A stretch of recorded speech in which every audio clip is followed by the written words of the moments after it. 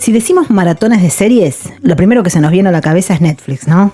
Bueno, prepárense porque hoy vamos a viajar muy atrás en el tiempo para descubrir el verdadero origen de esa obsesión por ver un capítulo más.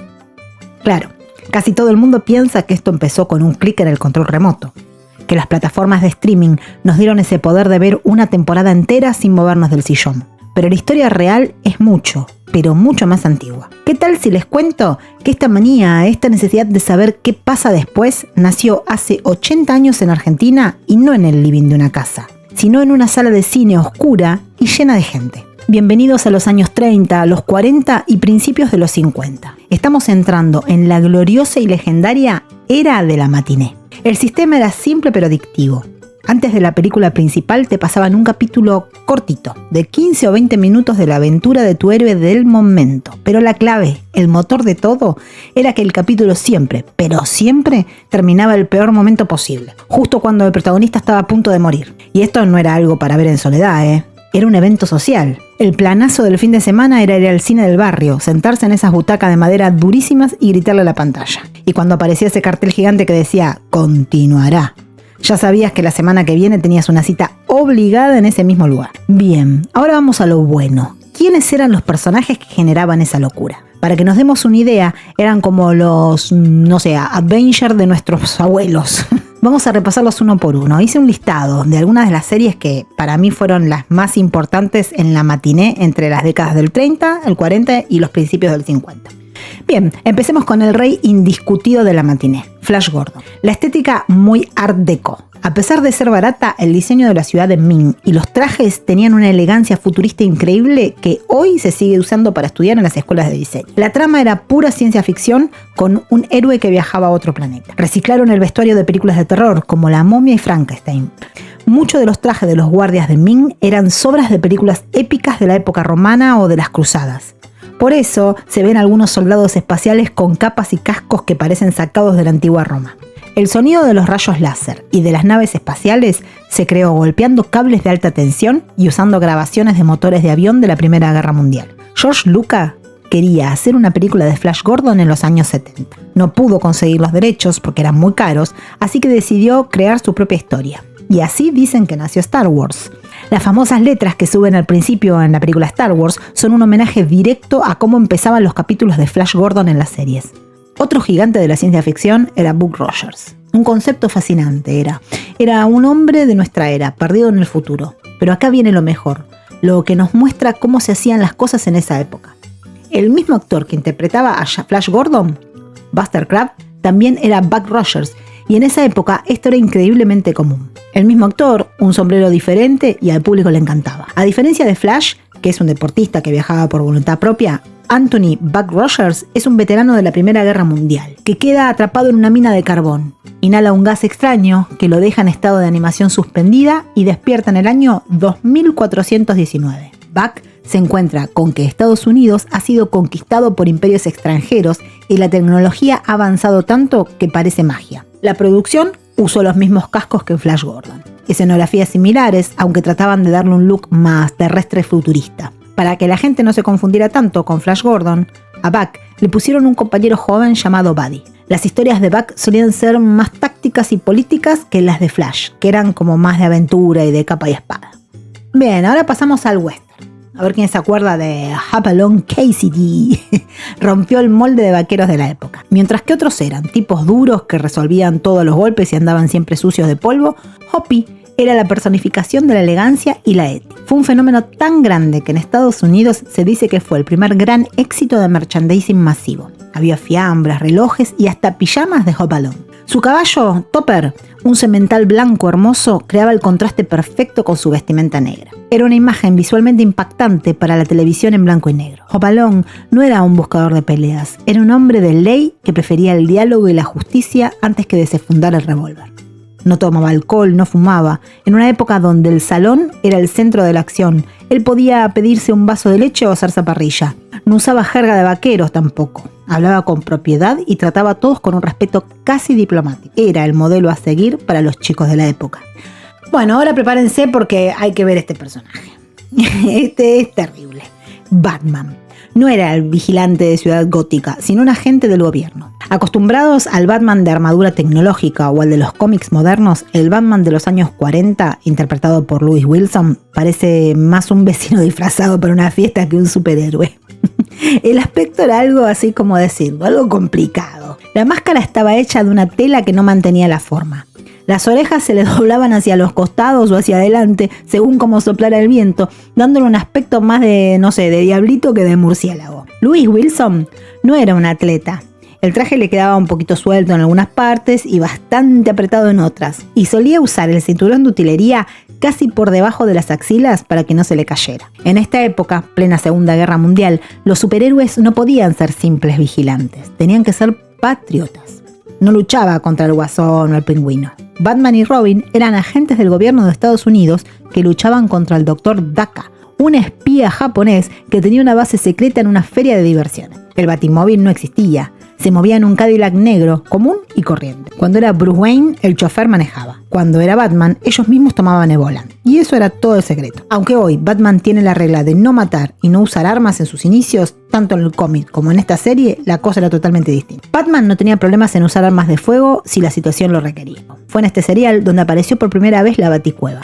La Baticueva era simplemente un escritorio, un par de sillas y un murciélago de plástico colgando del techo. Pero fue tan popular que los cómics la adoptaron de inmediato. Otro datito curioso. Alfred era originalmente un hombre gordo y afeitado de los cómics. Cuando se estrenó este serial, el actor que hacía de Alfred, William Austin, era delgado y tenía un bigotito finito. A los editores de DC Comics le gustó tanto su imagen que hicieron que el Alfred del cómic fuera a un spa, adelgazara y se dejara el bigote para parecerse al actor. El Alfred que conocemos hoy se lo debemos a este serial de bajo presupuesto. Y si lo de Batman fue una sorpresa, miren esto. Este Capitán América no era Steve Rogers, se llamaba Grant Gardner y era fiscal de distrito. ¿Y el escudo? No sé, lo vieron bien, gracias, ¿eh? Es lo que más chocaba visualmente. El Capitán América sin su escudo es como un asado sin carne. En este serial de Republic Pictures, el Cap directamente no tenía el escudo. En su lugar llevaba una pistola reglamentaria, se la pasaba vaciando cargadores contra los villanos. Era básicamente un detective de cine negro, que, no sé, por alguna razón extraña, se ponía un pijama con barras y estrella para ir a trabajar. ¿Por qué no era Steve Rogers?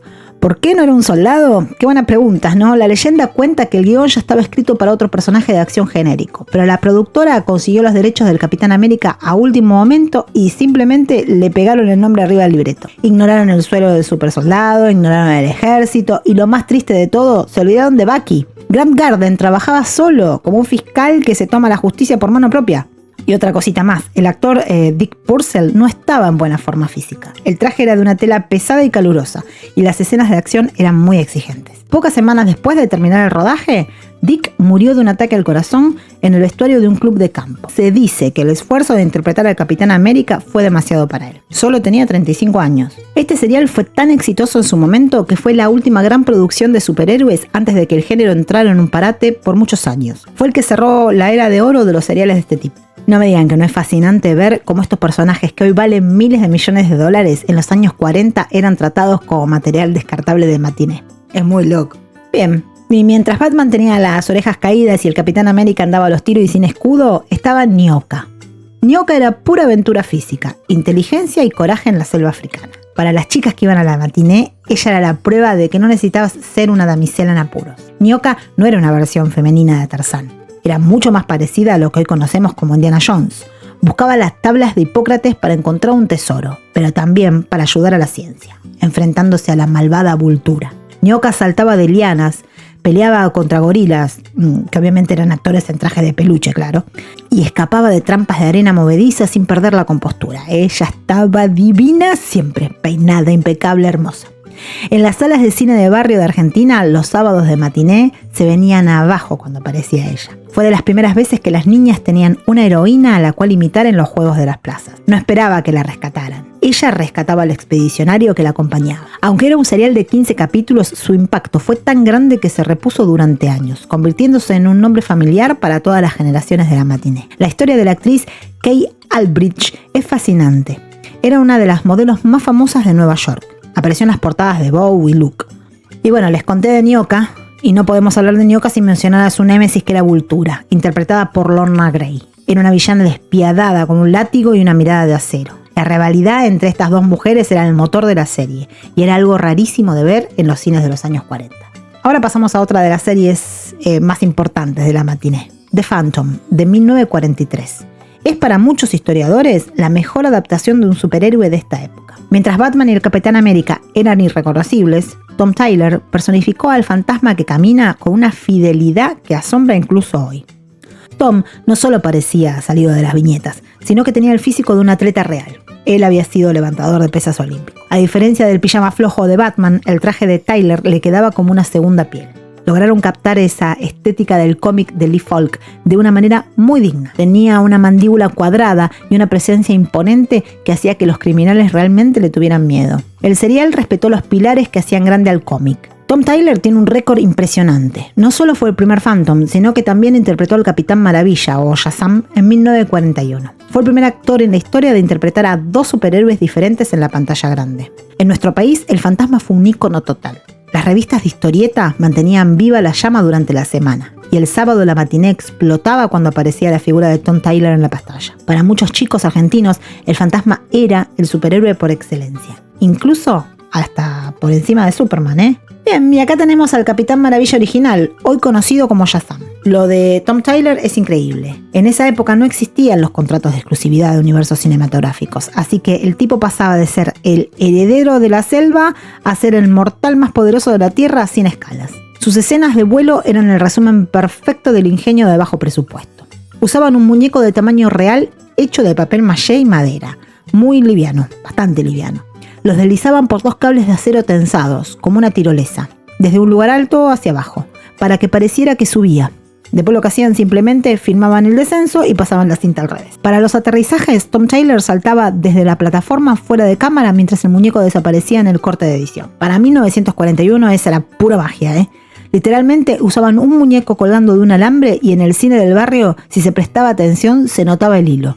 Y bien, Shazam era un poco violento. Al igual que el Capitán América que mencionamos antes, este Shazam no tenía mucha paciencia.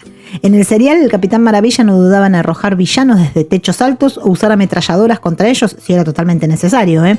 Era una época donde los héroes no tenían tantos dilemas morales. Si eras el malo, probablemente terminabas volando por el aire. El suspenso de quién era el villano de esta saga mantuvo a los chicos argentinos pegados a las butacas durante 12 capítulos, porque el villano siempre aparecía encapuchado. Mientras Tom Tyler ponía el cuerpo para el héroe, el joven Frank Colgan Jr. interpretaba a Billy Baston. Fue la primera vez que se vio en pantalla la transformación mediante una palabra mágica. ¡Shazam! El efecto lo lograba con una explosión de humo y un corte de edición rápido. Stop motion primitivo, obviamente. Es imposible hablar de la matiné y de la cultura popular argentina sin mencionar a Johnny Weissmuller. Él no solo interpretó a Tarzán, él fue Tarzán. Weissmuller impuso el estilo natación crawl Tarzán, con la cabeza fuera del agua para no perder de vista a los cocodrilos, obviamente. Y toda una generación de chicos en los clubes de barrio intentaba imitar esa brazada potente. Hay muchísimas leyendas sobre el famoso grito. Algunos dicen que fue una mezcla grabada de un barítono, un falsete y el aullido de una hiena al revés. Pero la realidad es que Weissmuller aprendió a hacerlo él mismo. Era tan bueno haciéndolo que lo usaba para divertir a sus amigos en fiestas. Incluso se dice que una vez en Cuba, durante la revolución, fue detenido por rebeldes y al reconocerlo le pidieron que diera el grito de Tarzán. Obviamente lo hizo y lo dejaron pasar como a un héroe. Antes de la pantalla fue una leyenda olímpica. Ganó 5 medallas de oro en natación y nunca perdió una carrera oficial en su vida. El hecho de que fuera un nadador olímpico hacía que sus escenas bajo el agua, peleando con tiburones de goma o cocodrilos, fueran increíblemente fluidas. Cuando se puso más grande y ya no podía andar en taparrabos, hizo la transición a Jim de la selva, o Jungle Jim. Vestía trajes de explorador, pero la esencia era la misma. En Argentina estas películas también fueron fijas de los sábados a la tarde, cuando la etapa de Tarzán ya estaba muy vista. Johnny Weissmuller amaba tanto su personaje que, según cuentan las crónicas de la época, en sus últimos días en un asilo de México solía emitir el grito de Tarzán por los pasillos recordando sus años de gloria. Y bien, el cierre perfecto, el serial del zorro, que se llamaba Zorro's Fighting Legion, 1939. Me hacen hablar mucho en inglés, che. Un serial que se destacaba por la calidad de sus escenas de acción. Eran tan buenas porque el riesgo era real. Hay una famosa escena donde un doble de riesgo se accidenta y esa toma quedó en la versión final. Ese doble de riesgo era el gran Jackie Macanut. En la escena, Canut, haciendo del zorro, salta desde su caballo hacia los caballos que tiran de una diligencia a toda velocidad. Perdió el equilibrio y cayó justo debajo de los caballos y las ruedas del carruaje. Milagrosamente logró quedarse plano en el suelo mientras la diligencia pasaba por encima de él sin tocarlo. El director vio que la toma era tan impactante y había quedado tan buena que decidió dejarla. Son de esas escenas que hoy te hacen saltar del asiento. Aunque años después Guy Williams, el zorro de Disney, se ganaría el corazón de todos los argentinos, este zorro de los seriales tenía lo suyo. Reed Hadley, el actor, le daba un aire de misterio muy fuerte. No peleaba solo, tenía una legión de ciudadanos que lo ayudaban, dándole una escala mucho más épica a las batallas. Las peleas de espada no tenían efectos digitales, eran pura técnica y riesgo físico. Y bueno, pero como todas las épocas doradas, esta también llegó a su fin. Y el culpable fue un cambio tecnológico radical que llevó la pantalla del cine al living de cada casa. Para 1951, la televisión llegó a Argentina. Llegó lentamente. Los seriales de matinés simplemente desaparecieron. La tecnología cambió, pero la emoción de esperar una vez por semana para ver cómo sigue la historia, esa necesidad de saber qué pasa después, eso al parecer no cambió nunca. Simplemente cambió de pantalla. Nos vemos en el próximo Eco. Besú.